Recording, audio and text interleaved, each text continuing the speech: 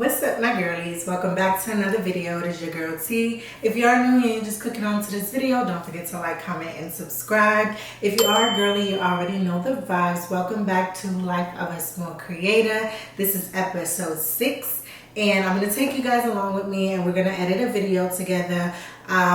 We're going to be editing this video in real time. So the video that we're editing is the one that you're seeing. And I thought that it would be best to just kind of do it in the moment. That way you could kind of see how I would edit something. Because for me, I have some basics that I follow.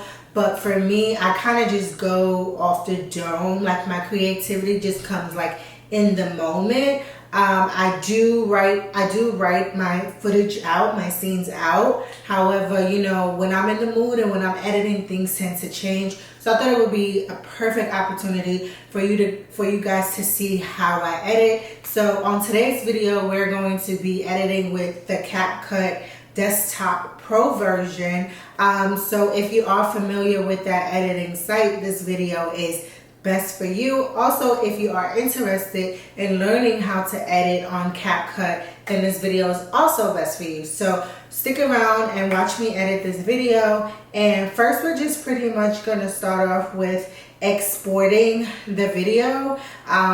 Like I told you guys, I have my memory bank, which I get my footage off of my cameras and I upload them onto the memory bank. So once that's all done and you got your footage onto your camera, you're going to open up your editing software, which in this case is going to be Capcut.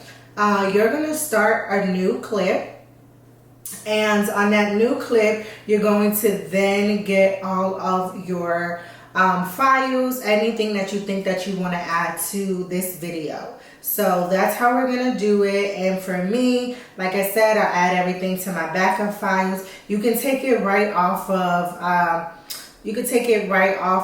the pop-up, the media that you're using, or you could just scroll down and find your backup and just get it that way. Whichever way works is best for you. So we're going to click our items, and in the order, I do it mine in the order that I recorded. That just helps me to stay in order. 9 times out of 10, when I am recording, I record from beginning, middle to end. But you know, sometimes that changes and you'll just go according with the clips that you have. So once I've imported all of my files, you'll see them pop up right here in the media section. And then from the media section, I just go ahead and upload them. You could choose to upload them individually, or you can choose to upload them all at once. For this purpose of this video, I'm going to do it individually because sometimes it just takes a little bit longer when you're importing everything at once. And because I don't want I don't want it to be slow, I don't want anything to crash, we're just going to go one by one. Also, it gives me the opportunity to look over my clips to make sure that, okay, this was a test clip and then this is the actual clip that I'm using. So once I figure that out, I add it down to my timeline. You can either drag it or you can just click the plus button and that will automatically add it to your timeline.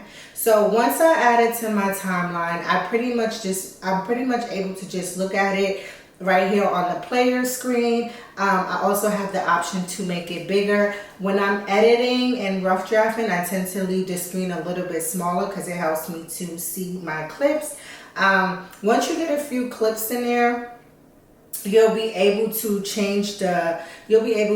make the clips as big or as small as you want. And this is really helpful when it's time for you to split your clips, add any effects, add any filters or audio, anything like that. So in this sense, I think that this clip is good, so we're going to keep it. And we're just going to move on to the next, and we're just going to keep it on to the next, on to the next.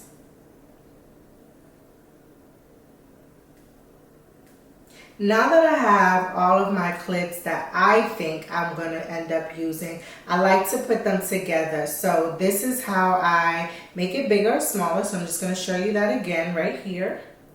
And then I like to go in and make sure that everything matches. If I have to split a clip right here, I'll just press this button. If I have to make it longer, or if I have to make it shorter, I'll just drag it longer or drag it shorter. And then I just see what flows the best, right? Like you wanna look at what makes the most sense. So if I cut myself off in the middle of a sentence, then obviously the next clip after has to flow well with that sentence.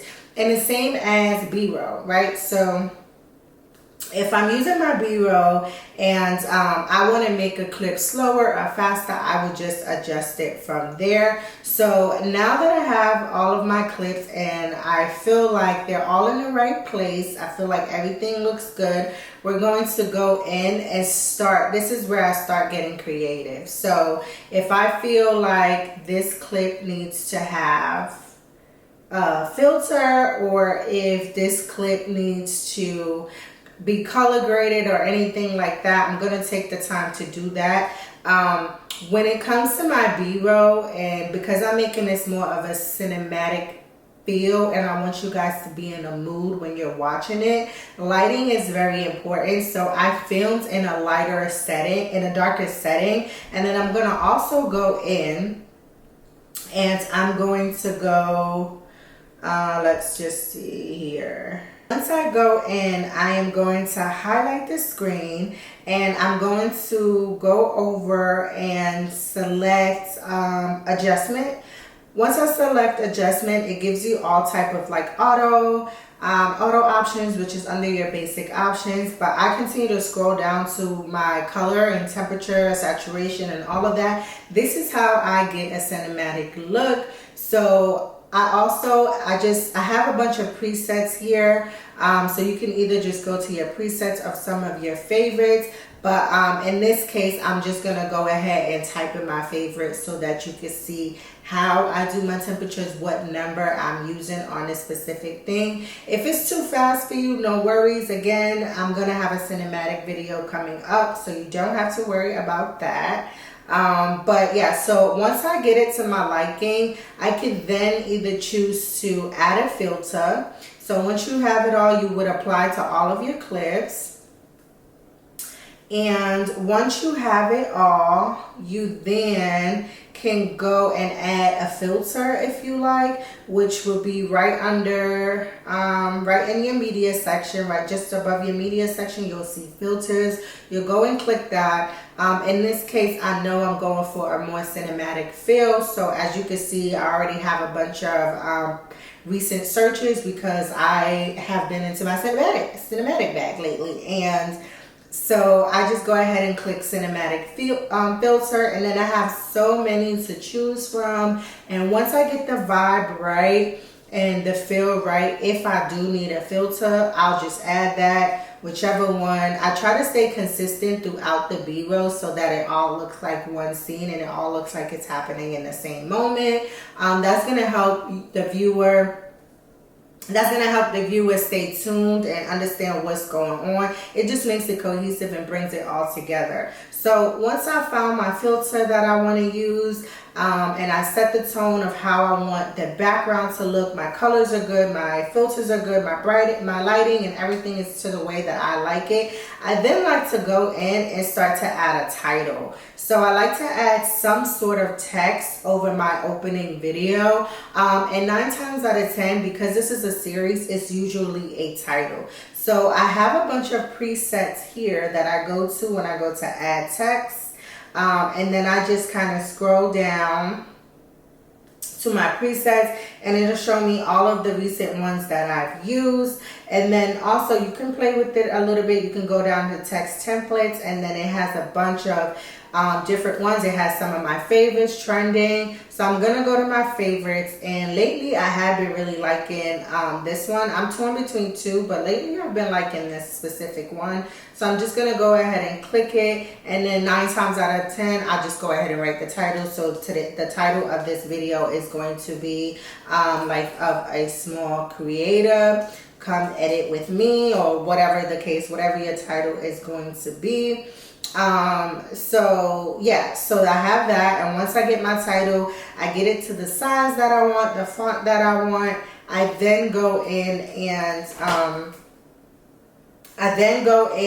add that. added where I wanted to start. You can choose to animate that if you like to. So if you want to animate it, you'll just go ahead and click onto you'll highlight onto your title text, and that's going to be in the red. So you'll go ahead and click that. You can then add effects. So you can add like any type of effects to it, but in this case, I'm not going to do that. So what I am going to do is I'm actually going to try and animate this part.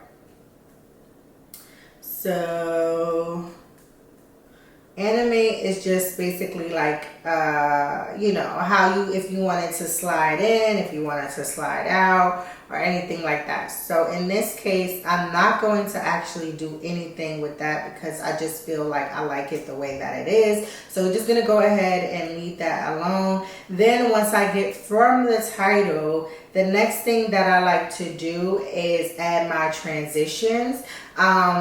But what I'm learning now is that sometimes I like to add my music first, and then that kind of helps me with the transitions, but I'll do a basic transition. So basically a transition that I know that I like, which is my favorite transition. It's going to be right here in the media corner, and it's going to be the black fade. This is how I normally go from scene to scene or clip to clip. So normally after I do my introduction, I typically always add the black fade.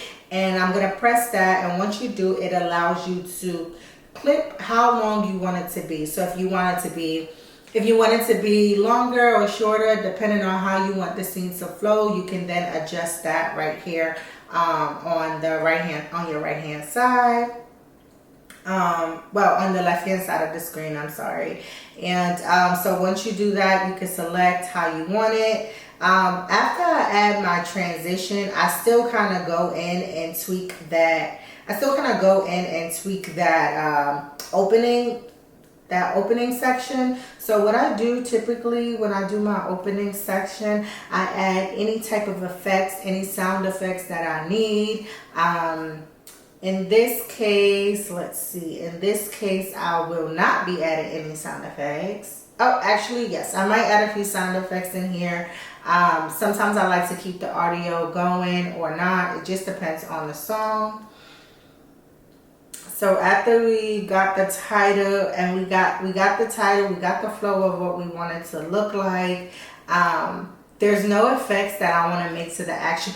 Actually, there is. So I'm going to make the film effect, and this is how I make it look cinematic. So the next thing I'm going to do is kind of go in and make it look even more cinematic. So we got the presets, so we got the filters, we got the adjustments for the lighting and the contrast and things like that. We got our words, so now we're going to just go ahead and give it that real cinematic feel. And one thing that I find that makes a video cinematic for me is how you're watching it. When you're watching a movie, it's not usually the full screen, even though that's what you think you see on the TV.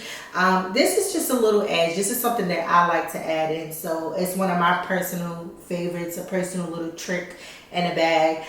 So we have a lot of options. So I just type in cinematic.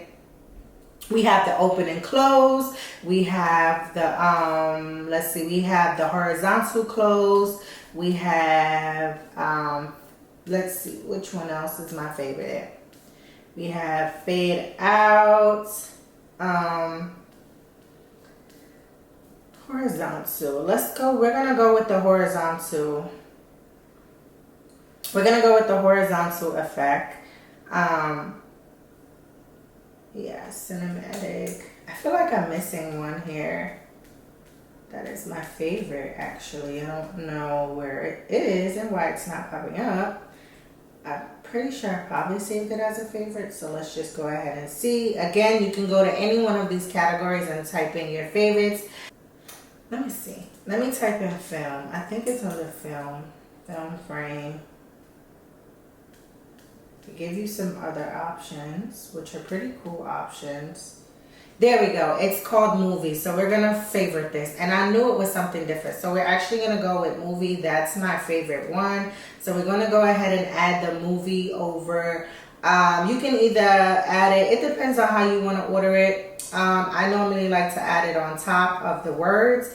So, and then you can stretch that out as long as you want, and then you'll see a difference in your video, how it basically kind of shows half of the screen. So here's an example of what that looks like. I personally feel like this gives it more of a movie feel, it gives it more of a cinematic feel, so I do like that a lot. That's definitely one of my favorites. So after we do that, we're gonna just go ahead and add our music. So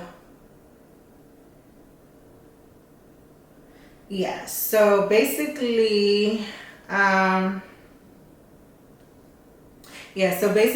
go ahead and I go to audio. After I pick my music, you can use SoundCloud. A lot of the time, a lot of people use SoundCloud to find their music. But in this case, because I feel like that takes a little bit longer, because you have to really check to make sure that your music is non-copyright. In this case, for this video, we're gonna go to YouTube and we're gonna type in non-copyright music. And I tend to do non-copyright like cinematic music, because again, I want to put y'all in a mood, so I need the right music. The right music is really going to help with that mood. So we're going to go in and we're going to find, you can either put adventure, action, you could do whatever you want, but I like to just keep it very general and kind of see what I see. That way it gives me more options. I cannot guarantee that any of this music that you find this way will be copyright free. So when doing so, you want to make sure that you know that there may be a possible risk. I kind of go with it because I'm like, it's been around for a few years. I kind of look at the comment section. 9 times out of 10 people will tell you this was not copyright. But for the most part, if it says royalty free or non-copyright, for the most part, I have been finding that it was good and it was safe. You may get a strike and it says that copyright music has been detected, but the owner allows rights for YouTube, so that's good. That doesn't count against you. It is not a strike. It's just letting you know that the music is copyright, but you're free to use it on YouTube. So that's what I typically do. And I kind of just pick a song that shows a mood. So let's see what kind of mood I'm going for today. Let's see. And I go back to my editing software and I go to audio. I go to extract audio, and you'll import the same way that you imported your files for your media. And I just pick the clip, obviously, that I just screenshot. Sometimes I pick 2 to 3 songs just to kind of see which one is the vibe. It saves me a lot of time from going back and forth, back and forth. So once I pick my 3 songs, I have them here in the media side, and then you'll press import to add the music. The music typically adds to the bottom of the frame, to the bottom of, why am I losing my words, y'all? I forget what that's called, but it typically goes to the bottom of your clip, and then you can adjust the music how you want. One of my tricks when it comes to music, I like to transition into it. I don't like it to be very harsh, so I tend to kind of like lower the volume and make it higher as the video starts, and as the clip ends, I like to lower it just so that it lowers it right before the next clip. So you want it to kind of like flow. You don't want it to be like a harsh cutoff, because then it's gonna sound harsh. So you don't want it to just cut off. You kind of want to like mute it into, you kind of want it to blend. So that's a trick that I've learned, and I think it really helps with creating a mood, and it really helps you to identify beginning to end. So that's a tip, you know, take it or leave it. So once I got my music in, again, it's just a constant me watching it over and over and over and over and over again until I feel that I got my cuts and everything right and it's flowing to the music once I decide to pick a song. Okay, once I pick a song, after I pick my song, I kind of just look it over all one time on a bigger screen. I like to click it, make it big, easy to watch, easy to see if I've missed something, if I have a booger in my nose or whatever, like I did on the last video.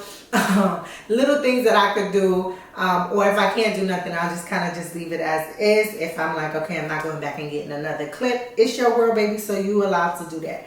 But anyway, so yeah, so once I watch it in full, then I'm happy with it, I go back and I go over some more of my sound effects. Okay, so I add sound effects wherever they need to be. I add more transitions wherever they need to be. I also add wording if I need to add any type of wording, if I need to overlay anything, or if I need to fill in a clip or anything, I do that. So if you're interested in knowing how to overlay, it's very simple. So what I do is just kind of just grab a clip that I want, and once I grab the clip, I just go ahead and drag it. This is the only way when I drag it, because it kind of already gives you that overlay over your screen.